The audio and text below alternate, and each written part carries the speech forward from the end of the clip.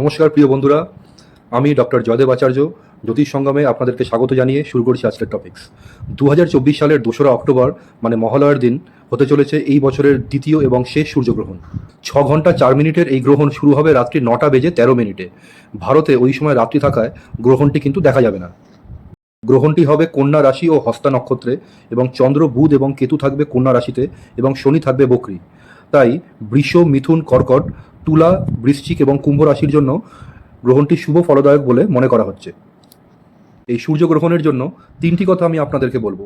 প্রথমত হচ্ছে, সূর্য যে কিনা স্বর্ণ ধাতুর প্রতীক, ওই দিনকে যদি আপনি আপনার সামর্থ্য মতো সোনা কাউকে দান করেন, তা কিন্তু আপনার জীবনে দ্বিগুণভাবে ফিরে আসবে। দ্বিতীয়ত, চেষ্টা করবেন রাত্রি 9টা 13-র আগে আপনার সমস্ত রান্না করা খাবার, দুধ এবং দই খেয়ে নিতে। গ্রহণ শুরু হওয়ার পরে খাওয়া আপনার শরীরের জন্য কিন্তু মোটেই স্বাস্থ্যকর নয়। আর তৃতীয়ত বলবো, জলের মধ্যে তুলসী পাতা দিয়ে অবশ্যই সেই জল সেবন করবেন। আর যদি তুলসী পাতা না থাকে, তাহলে বাজারে যে তুলসী ড্রপ কিনতে পাওয়া যায়, সেই ড্রপটিও কিন্তু আপনি জলের মধ্যে দিয়ে সেই জলটি সেবন করলে আপনি কিন্তু একই রকম ফল পাবেন। জ্যোতিষ সংক্রান্ত বিষয়ে আরও তথ্য পাওয়ার জন্য জ্যোতিষ সঙ্গমের সঙ্গে জুড়ে থাকুন। সবাই ভালো থাকবেন। নমস্কার।